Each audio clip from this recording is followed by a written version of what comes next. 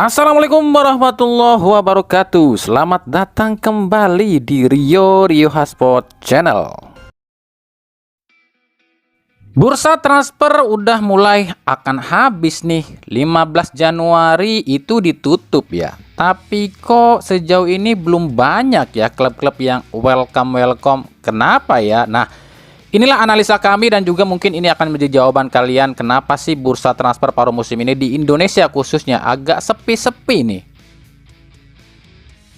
Yang pertama, karena bursa transfer paruh musim ini tuh singkat banget ya, cuma 1 bulan. Ditambah di bursa transfer ini pun liga tetap jalan. Itu cuma libur kalau nggak salah 2 minggu doang deh. Jadi para klub ini kebanyakan malas nyari pemain karena mungkin dananya akan double keluarnya. Udahnya biaya di liga cukup gede, ditambah nyari pemain pun ya makin gede juga biayanya.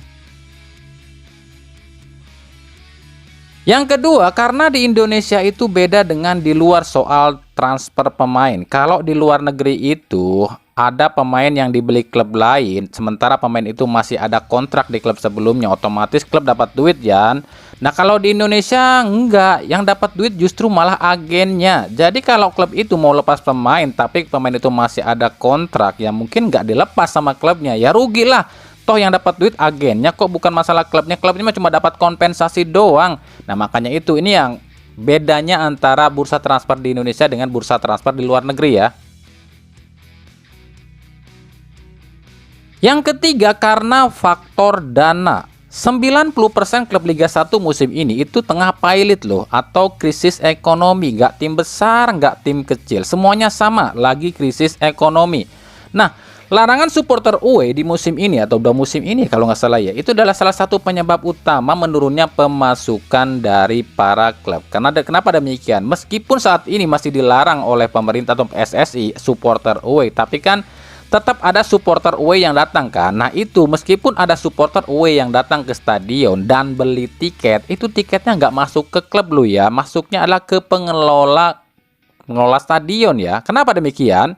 Karena kan emang dilarang, jadi otomatis penonton away yang datang, supporter away yang datang, itu kan supporter ilegal, yang nggak masuk ke klub lah pemasukannya. Beda jika memang supporter away itu udah diizinkan datang. Nah, supporter yang away datang ke stadion itu beli tiket, ya tiketnya masuk ke kantong klub gitu loh.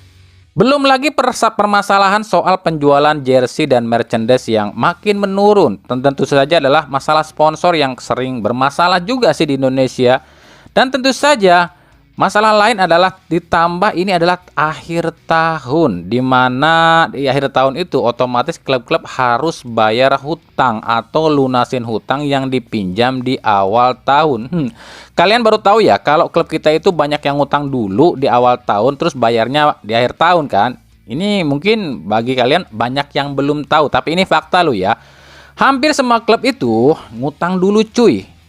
Jadi gini, sebagian besar klub di Indonesia itu di awal tahun, itu Januari biasanya ya, mereka ini ngutang dulu nih ke pihak-pihak tertentu dengan perjanjian akhir tahun akan dilunasin atau dicicil. Makanya ya, kalau klub yang di awal tahun itu ngutangnya dikit plus pemasukannya selama liga ini cukup lumayan banyak ya, di bulan Desember ini mereka belanja jor-joran. Tapi kalau klub itu ya pas-pasan dan juga ngutangnya banyak di awal tahun, ya boro-boro buat belanja, uang buat bayar utang aja udah puyeng. Makanya dibikinkanlah financial fair play sama PSSI. Karena kalau nggak dibikinin financial fair play, klub bisa bangkrut. Coba nih bayangin kalau nggak ada yang namanya financial fair play. Klub jor-joran beli pemain tapi duitnya boleh ngutang. Ujung-ujungnya apa? Pemain ditunggak gaji, pemasukan minim, gulung tikar kan ujung-ujungnya. Makanya PSSI itu udah mikir ke situ. Tapi memang sih sistem financial fair play ini di Indonesia belum 100% bisa efektif ya. Terbukti masih banyak aja nih klub-klub yang nunggak gaji tuh sampai sekarang. Kita kan pernah denger juga nih Erick Thohir pernah bilang gini nih, ya kalau nggak punya duit nggak usah bikin klub. Tahu dong maksudnya ya, kalau memang nggak punya dana di awal ya mending mundur, nggak usah ngutang sana sini terus ngebela-belain bikin klub atau ngejalanin klub, ujung-ujungnya nunggak gaji, pelit dan bangkrut. Dan ucapan Erick Thohir terbukti sekarang. PSM, PSIS, Madura, Barito, Persita, dan lain-lain ini indikasi nunggak gaji. Belum lagi di Liga 2. Di Liga 2 itu 80% klub Liga 2 nunggak gaji loh ya. Jadi itu tadi ya, alasan kenapa klub-klub di Indonesia ini di bursa transfer di bulan Desember ini seolah sepi ya. Jadi udah kami jelasin ya.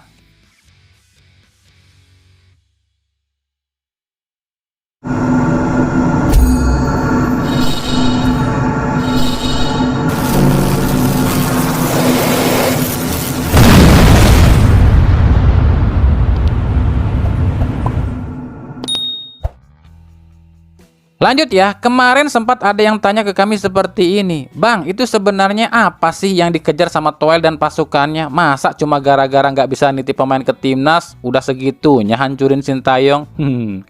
Nggak segampang itu, nggak sesimpel itu masalahnya. Kami berkali-kali udah sering banget loh bikin video soal ini. Ini tuh semua udah direncanakan, udah terstruktur. Ada orang yang memang sangat ingin berkuasa di PSSI. Bahkan mereka ini tuh didukung oleh berbagai kalangan ya. Ada politikus, ada pejabat, ada juga pihak klub, pihak federasi, bandar judi, dan lain-lain. Tujuan utama mereka tentu saja adalah menguasai PSSI. Gini, saya jelaskan secara rinci tujuan mereka. Ini sebenarnya ngulang lagi sih kami. Rencana mereka yang pertama adalah menggoyang pelatih timnas. Di sini Sintayong ya. Kenapa Sintayong jadi target utama pertama nih? Karena Sintayong itu adalah titik yang paling lemah di PSSI. Mereka menggunakan cara menggiring opini publik agar masyarakat ini terpengaruh, khususnya masyarakat yang IQ-nya emang jongkok ya, buat percaya sama mereka, dan akhirnya netizen ini tuh mendesak PSSI buat memecat Sintayong. Itu rencana mereka yang pertama. Lalu lanjut ke rencana kedua, ketika PSSI dan Esko PSSI ini didesak oleh sebagian masyarakat kita yang IQ-nya jongkok, yang terpengaruh pada Toel dan pasukannya, akhirnya mau nggak mau PSSI pun akan memecat Sintayong. Setelah rencana kedua berhasil, masuklah ke rencana ketiga. Usai Sintayong ini dipecat oleh PSSI, otomatis PSSI cari pelatih baru dong. Dan kalian harus yakin nih, jika pelatih baru yang akan menggantikan Sintayong nanti itu pasti akan jeblok di timnas. Karena yang namanya pelatih baru otomatis dengan sistem pelatihan baru dan juga skema latihan dan program yang baru lah. Dan tentu saja ini nggak akan bisa langsung diserap oleh para pemain timnas. Apalagi jadwal timnas sangat mepet. Ini pasti udah diprediksi mereka nih, pelatih baru pasti jeblok nih di timnas. Nah, setelah jeblok, ini masuk ke rencana keempat nih. Rencana keempat adalah ketika pelatih baru ini jeblok, otomatis timnas hancur, maka mereka akan dengan mudah mempengaruhi netizen kita buat mengatakan ketum PSSI-nya jelek, dan ujung-ujungnya meminta masyarakat kita untuk mencopot ketum PSSI. Itulah rencana mereka. Nah, ketika ketum PSSI-nya ini didesak mundur dan akhirnya mundur, rencana selanjutnya adalah di KLB. Di KLB ini mereka akan memasukkan sang bos mafia untuk menduduki PSSI. Atau mungkin jika KLB belum bisa digelar, mereka akan mengusulkan si bos mafia ini untuk menggantikan Erick Thohir sebagai ketum PSSI. Jadi tujuan utama mereka adalah menduduki PSSI dan diduduki oleh ketum si mafia ini. Itu loh tujuan utama mereka. Jadi urutannya seperti ini, Sintayong dihujat, lalu Sintayong dipecat, PSSI cari pelatih baru, lalu lanjut ke pelatih baru jeblok, ketum dihujat, ketum juga mundur, PSSI kembali dikuasai mafia. Itu secara singkatnya alur dari rencana para mafia ini ya. Dan kami jelaskan sama kalian, gerakan ini tuh sebenarnya udah dimulai saat Iwan Bule jadi ketum PSSI lo ya. Ibul ini sebenarnya orang baik lo ya, tapi Ibul ini dikelilingi oleh orang-orang busuk, dan sialnya Ibul ini nggak punya kekuasaan seperti Erick Thohir. Waktu itu para mafia ini harapannya ada di KLB. KLB itu pengennya jangan sampai Erick Thohir yang naik. Tiba-tiba Jokowi turut campur, akhirnya mengirimkanlah Erick Thohir, dan Erick Thohir terpilih jadi ketum PSSI. Ya udah, para mafia ini pun makin jengkel akhirnya. Akhirnya ya udahlah ya, mereka tahu lah kalau menyerang Erick Thohir langsung ini nggak akan mudah, ini akan sangat sulit sebab Erick Thohir ini tuh koneksinya kuat, kekuasaannya luar biasa. Maka yang pertama kali akan disingkirkan tentu saja adalah sang pelatih timnasnya dulu sebab dialah titik terlemah. Habis itu barulah direncanakan jalan yang lain dan ini mulai terbukti satu demi satu ya. Dan kami pun pernah berkali-kali bilang permasalahan utamanya ada di KLB. Selama sistem pemilihan ketum PSSI masih pakai KLB, ini akan seperti ini terus PSSI. Jadi solusinya tetap satu buat kami. Berkali-kali kami bilang solusinya tetap satu. Pertama, bubarkan PSSI yang lama. Lalu bubarkan juga yang namanya KLB. Bentuk federasi baru yang independen di bawah kuasa FIFA ya, bukan di bawah klub ya. Karena kalau di bawah kuasa FIFA pasti dipimpin oleh seorang presiden. Nah, presiden ini memiliki kekuasaan nih untuk menentukan siapa sih yang jadi bawahannya. Sebab di Indonesia itu, sepak bola kita itu berkali-kali kami bilang loh ya, di Indonesia itu sepak bola Indonesia 70%-nya politik, 30%-nya sepak bola. Dan ini, apa yang kami analisa ini sebenarnya udah sering kami analisa dari dulu loh ya. Dan bagi kalian yang udah sering setia ya mantengin channel ini pasti udah tahu lah. Kami udah sering banget bikin menganalisa soal ini ya. Dan sekarang mulai terbuktikan analisa-analisa kami.